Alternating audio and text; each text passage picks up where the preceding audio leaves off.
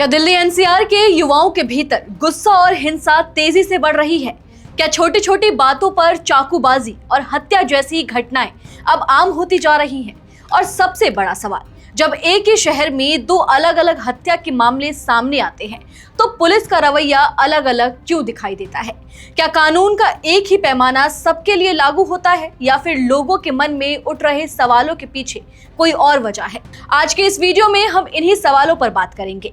नमस्कार, मैं नंदिनी सोनी और आप देख रहे हैं द हिंदी टॉक। दरअसल पिछले कुछ सालों में दिल्ली, गाजियाबाद, नोएडा और एनसीआर के दूसरे इलाकों से युवाओं के बीच हिंसा, चाकूबाजी और गोलीबारी की घटनाएं लगातार सामने आती रही हैं। कभी मामूली विवाद में हत्या हो जाती है, कभी दोस्ती दुश्मनी में बदल जाती है और कभी सोशल मीडिया या आपसी रंजिश इतनी बढ़ जाती है कि मामला सीधे जान लेने तक पहुंच जाता है। यही वजह है कि अब लोग पूछ रहे हैं कि आखिर युवाओं को क्या हो गया है? क्या छोटी छोटी बातों पर वे हिंसा पर उतर आते हैं? और आखिर उनके भीतर इतना गुस्सा और नफरत कहां से आ रही है? हाल ही में गाजियाबाद से सामने आए दो मामलों ने इसी बहस को फिर से हवा दे दी है। पहला मामला खोड़ा इलाके का है, जहां 17 वर्षीय छात्र सूर्य प्रताप चौहान की चाकू मारकर हत्या कर दी गई थी। टाइम्स ऑफ इंडिया और दूसरी रिपोर्ट्स के मुताबिक इस मामले में मुख्य आरोपी असद था, जिस पर पुलिस ने 50,000 रुपए का इनाम भी घोषित किया था। बाद में पुलिस ने दावा किया कि असद को एक मुठभेड़ के दौरान मार गिराया गया जब उसने पुलिस टीम पर फायरिंग की। पुलिस का कहना है कि आरोपी भागने की कोशिश कर रहा था और जवाबी कार्रवाई में वह मारा गया।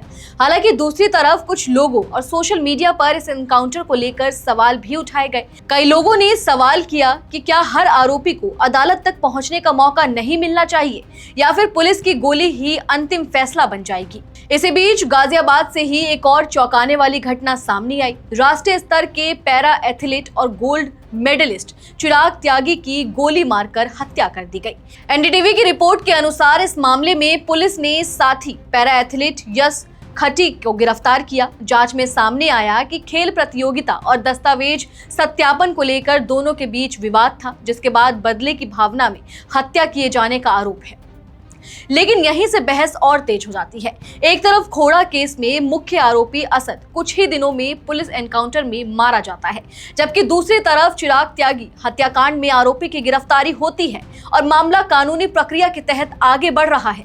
ऐसे में सोशल मीडिया पर कई लोग ये सवाल उठा रहे हैं कि दोनों मामलों में पुलिस की कार्रवाई अलग अलग क्यों दिखाई दे रही है। कुछ लोग ये भी पूछ रहे हैं कि अगर एनकाउंटर को ही अपराध का सबसे प्रभावी जवाब माना जा रहा है तो फिर हर बड़े हत्या के मामले में ऐसा क्यों नहीं होता, और अगर नहीं होता तो फिर किन परिस्थितियों में एनकाउंटर होता है और किन परिस्थितियों में नहीं। ये सवाल इसलिए भी उठ रहे हैं क्योंकि खोड़ा मामले में आरोपी मुस्लिम था, जबकि चिराग त्यागी हत्या मामले में आरोपी की पहचान अलग है। इसी वजह से सोशल मीडिया और राजनीतिक बहसों में यह आरोप भी लगाया जा रहा है कि क्या कहीं कार्रवाई को लेकर लोगों के मन में धर्म के आधार पर अलग अलग धारणा बन रही है।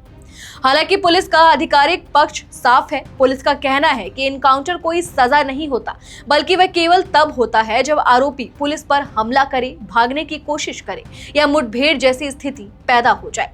खोड़ा मामले में भी पुलिस ने यही दावा किया कि आरोपी असद ने पुलिस टीम पर फायरिंग की थी, जिसके बाद जवाबी कार्रवाई हुई। लेकिन इसके बावजूद एक बड़ा संवैधानिक सवाल सामने आता है। अगर हर बड़े अपराध का अंत पुलिस एनकाउंटर में होने लगे तो फिर अदालतों की भूमिका क्या होगी? क्या किसी आरोपी को दोषी या निर्दोष साबित करने का अधिकार केवल कोर्ट के पास नहीं है? और अगर फैसला सड़क पर या मुठभेड़ में होने लगे तो न्यायिक प्रक्रिया का क्या महत्व रह जाएगा? भारत का संविधान और न्याय व्यवस्था यही कहती है कि किसी भी आरोपी को अदालत में अपना पक्ष रखने का अधिकार है। यही वजह है कि सुप्रीम कोर्ट ने भी कई मामलों में एनकाउंटर की निष्पक्ष जांच पर जोर दिया है। अदालतों का मानना रहा है कि कानून के राज में अंतिम फैसला न्यायपालिका का होना चाहिए, ना कि किसी भी एजेंसी का।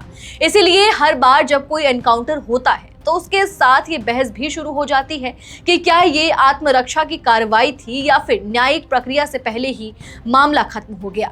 दरअसल इस पूरी बहस का दूसरा पहलू भी है। लगातार बढ़ती हिंसा, युवाओं के भीतर बढ़ता गुस्सा, बेरोजगारी, सामाजिक दबाव, डिजिटल दुनिया का प्रभाव, आपसी नफरत और त्वरित बदले की मानसिकता, ये सभी ऐसे कारण हैं जिनकी चर्चा मनोवैज्ञानिक और सामाजिक विशेषज्ञ लंबे समय से करते रहे हैं। उनका मानना है कि अगर समाज में संवाद कम होगा और गुस्सा ज्यादा बढ़ेगा तो हिंसा की घटनाएं भी बढ़ती रहेंगी।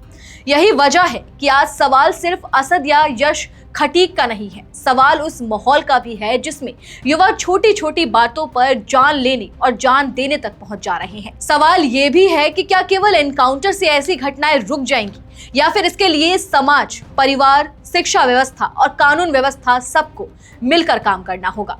फिलहाल गाजियाबाद के ये दोनों मामले अलग अलग कानूनी प्रक्रिया के तहत आगे बढ़ रहे हैं, लेकिन इन घटनाओं ने कई बड़े सवाल खड़े कर दिए हैं। युवाओं में बढ़ती हिंसा, कानून पर भरोसा, एनकाउंटर की भूमिका और न्यायिक प्रक्रिया की अहमियत को लेकर अब सबसे बड़ा सवाल यही है कि क्या अपराध का जवाब सिर्फ गोली है या फिर अदालत और कानून के जरिए न्याय सुनिश्चित करना ही लोकतंत्र का सही रास्ता है। चलिए फिलहाल इस वीडियो में इतना ही। इस पूरे मुद्दे पर आपकी क्या राय है हमें कमेंट करके जरूर बताइए, और अगर अभी तक आपने हमारे चैनल को सब्सक्राइब नहीं किया है तो तुरंत करें। इसके साथ ही हमें सोशल मीडिया प्लेटफॉर्म यानी कि फेसबुक, इंस्टा और एक्स पर फॉलो जरूर करें।